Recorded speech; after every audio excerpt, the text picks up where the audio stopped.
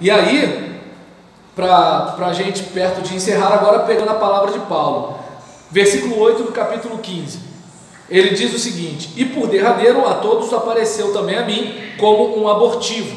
Então ele deixa bem claro, né, que assim, ele nasceu fora do tempo.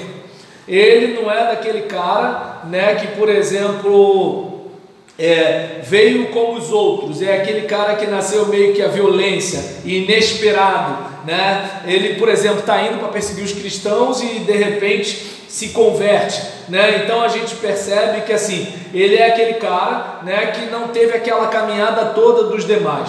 E aí ele deixa muito claro, né, que assim, olha, ele foi visto por mim também.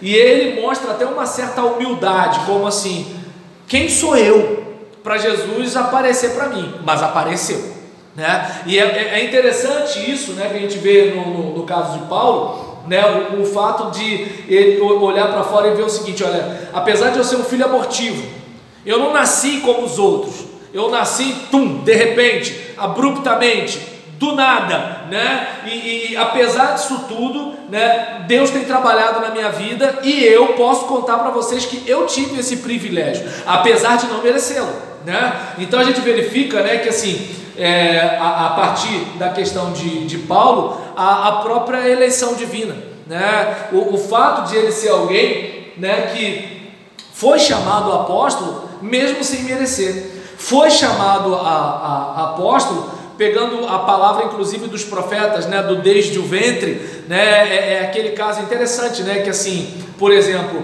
a sociedade que a gente vive hoje entende um feto como um pedaço de carne que você pode jogar fora, mas de acordo com a Bíblia, né, aquele feto que está lá no ventre materno, aquele feto já é alvo do amor de Deus, e Deus já tem propósitos para aquele feto ali, né? E aí nesse caso a gente percebe, né, que Deus de antemão chegou a deixar claro, né, para Paulo, né, o que era para ele fazer, a sua chamada, né, para o ministério de pregar foi tão tremenda, né, que assim, foi o próprio Cristo ressurreto quem fala com ele, né, para ficar muito vivo isso daí. E aí o versículo 9: pois eu sou o menor dos apóstolos, que nem sou digno de ser chamado apóstolo, porque persegui a igreja de Deus.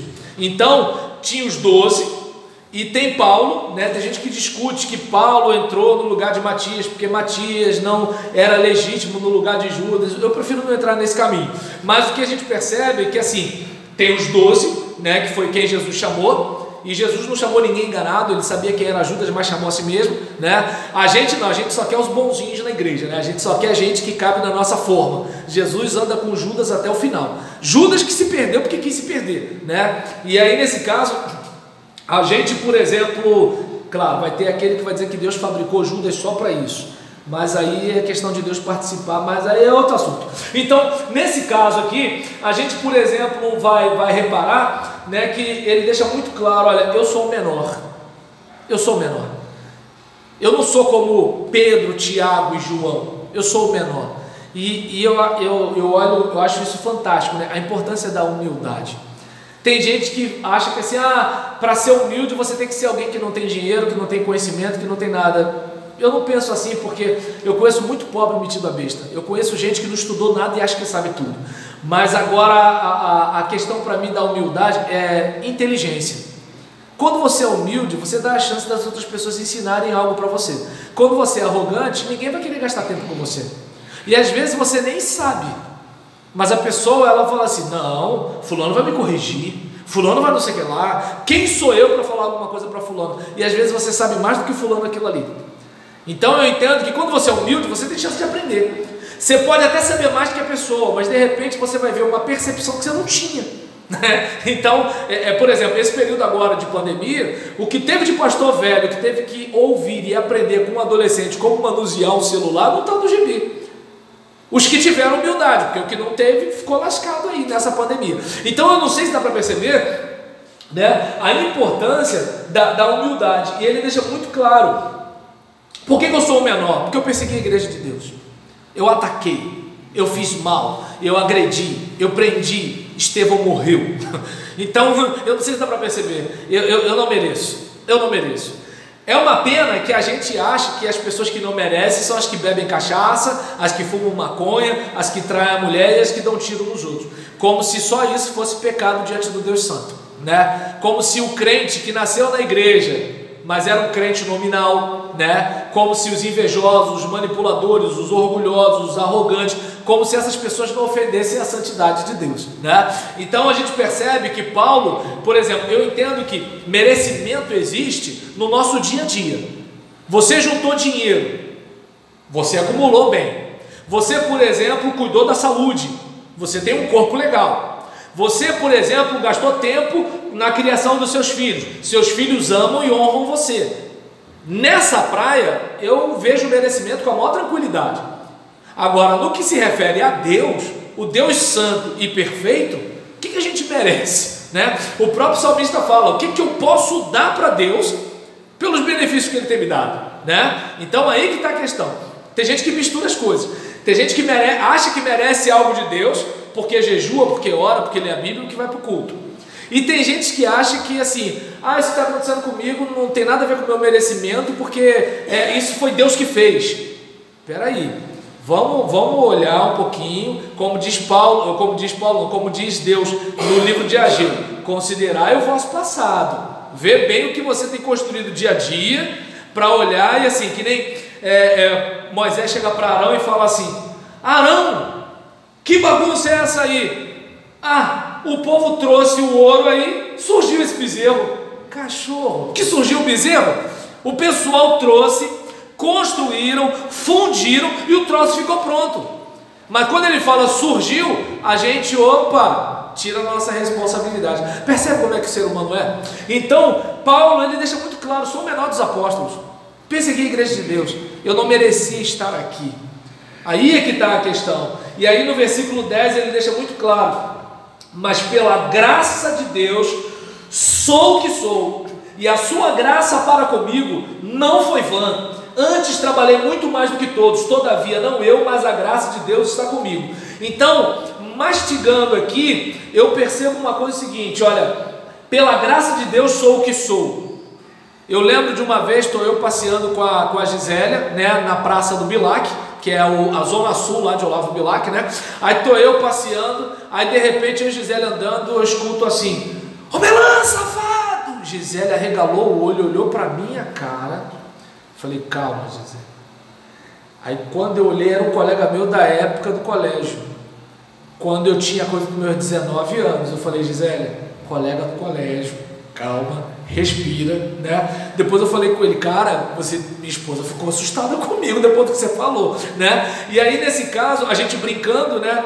Ele, quem diria, né? Você é um pastor e tudo. Eu falei, todo santo tem um passado, mas todo pecador tem um futuro, né? Então, aí nesse caso aqui, pela graça de Deus sou o que sou. Então eu não sou, né, aquilo que o diabo me acusa. Eu sou o Romerlando glorificado que Deus já vê. E eu preciso me apropriar dessa verdade e entender que hoje essa fraqueza na tentação é transitória, mas aí já é o assunto de hoje à noite, né? Hoje esse problema é transitório, hoje as minhas falhas no ministério são transitórias, hoje o meu problema nisso ou naquilo são transitórios, mas agora, o que é concreto? Aquilo que Deus preparou para mim, que é a estatura de varão perfeito. E ele fala, pela graça de Deus eu sou o que sou. Eu fiz um monte de besteira, mas hoje eu sou um apóstolo. Por quê? Pela graça de Deus, não porque eu mereço, né? E ele fala, e a sua graça para comigo não foi vã. Ou seja, a graça de Deus na nossa vida, ela nunca vai ser vã, apesar das nossas trapalhadas. Quer ver uma coisa interessante? Pastor Luiz Saião, falando uma vez sobre igreja, disse que assim, a igreja é um negócio tão de Deus, tão de Deus, tão de Deus, que os crentes estão atrapalhando ela há 2000 anos e ela continua seguindo. Então, por exemplo, quando a gente olha para cá e vê que a graça não foi vã, é o seguinte, nem a gente atrapalha o agir de Deus, nem a gente. Ou seja, através de mim, apesar de mim, a palavra é pregada, a obra é feita, o milagre acontece. Então a graça não é vã. E diz aqui, antes trabalhei mais do que todos eles. Aí talvez alguém diga, Paulo agora há pouco ele foi humilde, né? 11h59 ele foi humilde, meia-noite e agora ele foi arrogante. A questão não é isso. Quando você reconhece quem você é, não é falta de humildade. É questão de reconhecer quem você é, né? E aí, por exemplo, ele percebe que realmente ele deu fruto. Mas por quê? O cabedal intelectual de Paulo era diferente. Então ele alcançava muito mais gente, de muitos outros níveis, mais do que os demais. Aí aquele caso, eu lembro de uma frase do meu cunhado para mim: Roberlan, a gente na mão de Deus é como uma faca. Se você for uma faca amolada, você vai ter um corte. Se você for uma faca cega, você vai ter outro corte. Aí é que está o caso. Por exemplo, eu sei que o meu linguajar me fecha portas para algumas igrejas e para alguns crentes. Como eu disse, teve um irmão que lá na porta veio me chamar a atenção porque eu falei gente boa, né? E aí nesse caso, por exemplo, mas em compensação, eu consigo falar, conectar muito mais com algumas pessoas mais jovens do que alguns outros colegas meus da minha idade. Alguns até mais novos do que eu não conseguem. O meu problema com juventude não é a linguagem. O problema é que é o seguinte, né? Como ele é novo, a gente bota ele no bolso. Aí nessa hora que eu tenho problema com juventude, né? Com velho eu tenho problema por causa de tradição. Com jovem é por causa de sem vergonhice. E aí nesse caso, ou seja, nunca vai ser fácil ser pastor, Reginaldo. Então, aí por exemplo, nesse caso aqui, ele fala: todavia não eu, mas a graça de Deus está comigo. Ou seja, eu produzi bastante, mas eu produzi bastante porque Deus carimbou o meu ministério. Gente, isso é fantástico, porque quando você tem aquela consciência de que é Deus quem está carimbando o seu ministério, você mete as caras. E se der errado, problema de Deus. E se der certo, glória a Deus. Se me atacarem, estão atacando a Deus. Se me elogiarem, glória a Deus. Ou seja, tudo é para Ele. Ninguém se opõe a mim, ninguém me bota lá em cima. Por quê? Porque dele, por ele, para ele são todas as coisas. Por isso, glória pois a Ele.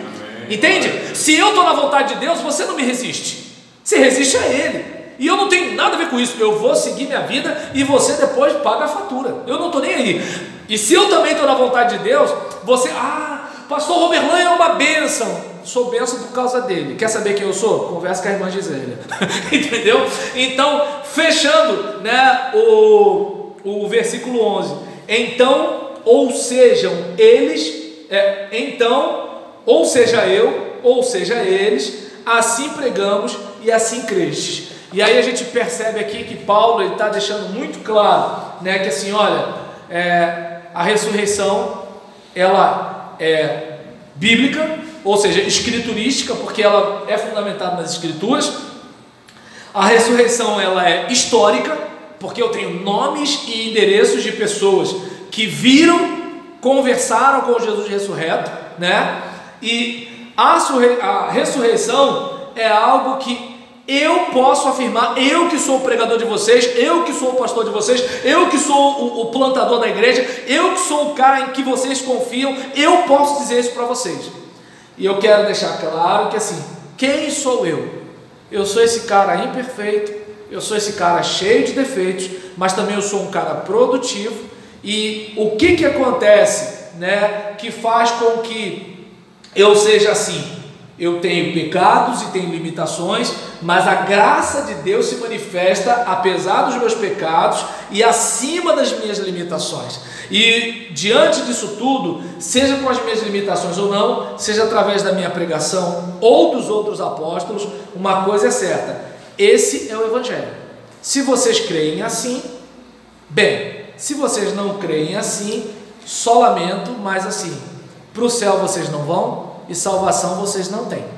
Então, a gente já está no versículo 11, mas o rumo é chegar até o 58, Reginaldo. Dura coisa me pediste, né? Eu espero de alguma forma, gente, assim,